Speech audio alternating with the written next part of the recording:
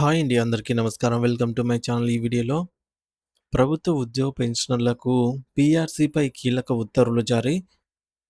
పూర్తి వివరాలు వీడియోలో తెలుసుకుందాము. వీడియో అయితే ఎక్కడే గాని స్కిప్ చేయకుండా ఎండ్ వరకు చూసేయండి. అప్పుడే ఇన్ఫర్మేషన్ పూర్తిగా అర్థమవుతుంది. అలాగే ఈ వీడియో చూస్తున్న ప్రతి ఒక్కరు లైక్ చేయండి ఫ్రెండ్స్. ఈ వీడియోని తోటి ఉద్యోగ పెన్షన్ మిత్రులతో అయితే షేర్ చేయండి. కొత్తగా మన ఛానల్ చూస్తున్న వారు ఇంకా ఎవరైనా సబ్స్క్రైబ్ చేసుకోకపోతే వెంటనే మన ఛానల్‌ని సబ్స్క్రైబ్ చేసుకోండి. సబ్స్క్రైబ్ చేసుకోవడం వల్ల నేను చేసే ప్రతి ఒక్క వీడియో మీ వరకు రీచ్ అవుతుంది. ఇక ఆలస్యం చేయకుండా వివరాల్లోకైతే వెళ్ళిపోదాము. ఫ్రెండ్స్ ఇక విషయానికొచ్చినట్టయితే తెలంగాణ రాష్ట్ర ప్రభుత్వ ఆర్థిక శాఖ నుండి తాజాగా ఒక అత్యంత కీలకమైన మరియు అధికారిక మెమో విడుదలైంది. ఈ ఉత్తర్వు రాష్ట్ర వ్యాప్తంగా ఉన్న లక్షలాది మంది ప్రభుత్వ ఉద్యోగుల జీతభత్యాలు, పదోన్నతులు మరియు వారి సర్వీసు రికార్డులకు సంబంధించిన అంశాలపై నేరుగా ప్రభావం అయితే చూపుతోంది. మరి ఈ యొక్క మెమో కేవలం ఒక సాధారణ సమాచారం మాత్రమే కాదు. రాబోయే కొద్ది రోజుల పాటుగా ఉద్యోగుల ఆర్థిక గమనాన్ని మరియు ప్రభుత్వ పరిపాలనా విధానాన్ని నిర్ణయించే ఒక ప్రాముఖ్యత కలిగిన పత్రమని మనం అర్థం చేసుకోవాలి. రాష్ట్రంలోని ప్రతి ఉద్యోగి ఈ మెమోలోని అంతరార్థాన్ని మరియు దానివల్ల కలిగే పర్యవసానాలను క్షుణ్ణంగా తెలుసుకోవాల్సిన అవసరం ఉంది. మరి ఈ మెమో యొక్క ప్రధాన మరియు ప్రాథమిక ఉద్దేశ్యం ఏమిటంటే రివైజ్డ్ పే స్కేల్స్ 2020 ప్రకారంగా ఉద్యోగుల వేతన స్థిరీకరణ ప్రక్రియను పూర్తి చేయటానికి నిర్ణయించిన గడువును మరికొంత కాలం పొడిగించడం అన్నమాట. సాధారణంగా ప్రభుత్వ ఉద్యోగుల కొత్త వేతన సవరణ అంటే పీఆర్సీని ప్రకటించినప్పుడు ప్రతి ఉద్యోగి యొక్క అప్పటి వరకు ఉన్న పాత జీతాన్ని కొత్తగా నిర్ణయించిన పే స్కేల్‌లోకి మార్చాల్సి ఉంటుంది. దీనిని మనం సాంకేతిక భాషలో పే ఫిక్సేషన్ అని పిలుస్తాము. ఈ ప్రక్రియ అనేది చాలా క్లిష్టమైనది మరియు ప్రతి ఉద్యోగి యొక్క వ్యక్తిగత సర్వీస్ రిజిస్టర్ ఎస్ఆర్ ఆధారంగా వారి సీనియారిటీని మరియు ఇంక్రిమెంట్‌లను బట్టి అత్యంత ఖచ్చితత్వంతో లెక్కించాల్సి ఉంటుంది.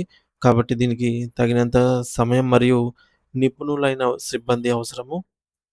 గతంలో ప్రభుత్వం జారీ చేసిన ఉత్తర్వుల ప్రకారం ఈ 2020 రివైజ్డ్ పే స్కేల్స్‌కు సంబంధించిన అన్ని రకాల పే ఫిక్సేషన్ పనులను మార్చి 31, 2023 నాటికే పూర్తి చేయాలని స్పష్టమైన ఆదేశాలు జారీ చేయబడ్డాయి.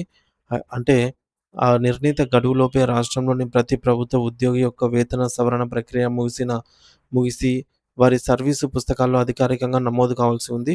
ఒకవేళ ఈ గడువులోగా పనులు పూర్తి కాకపోతే ఉద్యోగుల జీతాల్లో వ్యత్యాసాలు రావటం లేదా వారి రిటైర్మెంట్ బెనిఫిట్స్ విషయంలో ఇబ్బందులు తలెత్తే అవకాశం ఉంటుంది.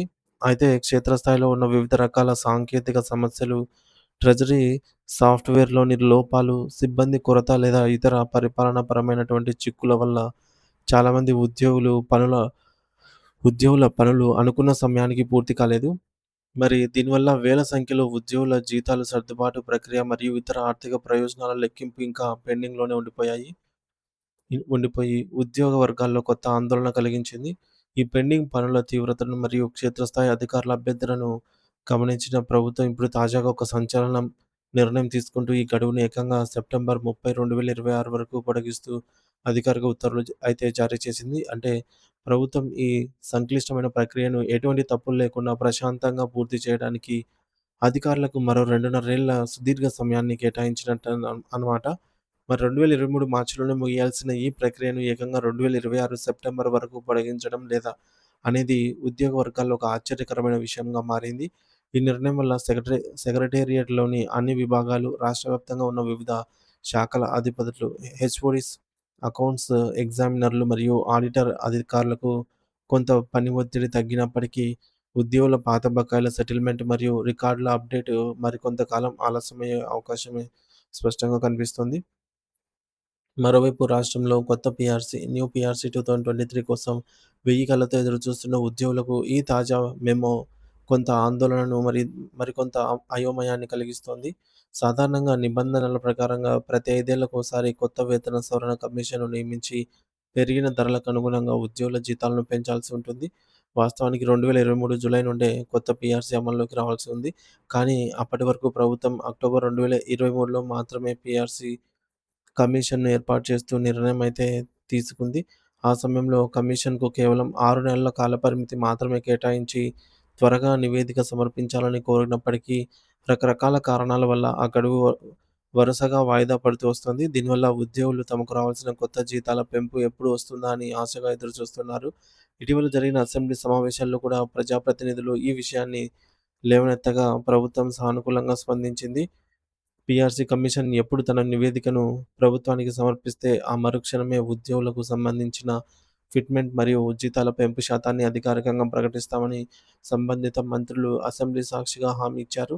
ప్రభుత్వం ఉద్యోగుల పట్ల సానుకూల దృక్పథంతో ఉన్నట్లు కనిపిస్తున్నప్పటికీ, ఇప్పుడు విడుదలైన మెమోలో పాత పే స్కేల్స్ గడువునే 2026 వరకు పొడిగించడం అనేది చర్చనీయాంశంగా మారింది. 2020 నాటి పే స్కేల్స్ ప్రక్రియనే ఇంకా పూర్తి కాలేదని, దానికి 2026 వరకు సమయం ఇచ్చారంటే కొత్త పీఆర్సీ నివేదిక అమలుపై దాని ప్రభావం ఖచ్చితంగా ఉంటుందని ఆర్థిక నిపుణులు మరియు ఉద్యోగ సంఘాల నేతలు భావిస్తున్నారు. మరి ఈ పరిణామాలన్నిటినీ లోతుగా విశ్లేషిస్తే మనకొక స్పష్టమైన చిత్రం కనిపిస్తుంది. ప్రస్తుతానికి ప్రభుత్వం 2026 సెప్టెంబర్ వరకు పాత పీఆర్సీ పనులకే ప్రాధాన్యత ఇచ్చి గడువు పెంచింది కాబట్టి కొత్త పీఆర్సీ నివేదికపై తుది నిర్ణయం రావడానికి మరికొంత సమయం పట్టవచ్చు. ఒకవేళ ప్రభుత్వం వేగంగా స్పందించి 2026 మధ్యలో లేదా ఆఖరిలో కొత్త కమిషన్ నివేదికను స్వీకరించినా, దానిపై వివిధ శాఖల అధికారులతో చర్చలు జరిపి మంత్రివర్గ ఆమోదం పొంది ఫైనల్ జీవో విడుదల చేయడానికి ఖచ్చితంగా 2027 వరకు సమయం పట్టే అవకాశం ఉంది. అంటే తెలంగాణ రాష్ట్ర ప్రభుత్వ ఉద్యోగులు తమ కొత్త వేతనాల పెంపు కోసం లేదా కొత్త పీఆర్సీ వల్ల కలిగే పూర్తిస్థాయి ఆర్థిక ప్రయోజనాల కోసం 2027 సంవత్సరం వరకు వేచి ఉండాల్సిన అగత్యం ఏర్పడేలాగా కనిపిస్తుంది. ఇది మధ్యతరగతి ఉద్యోగులపై ఆర్థికంగా కొంత భారం చూపే అవకాశం ఉన్నప్పటికీ, ప్రభుత్వ నిర్ణయం మరియు తదుపరి ఉత్తర్వుల కోసం వేచి చూడటం తప్ప ప్రస్తుతం మరో మార్గమేమీ కనిపించటం లేదు.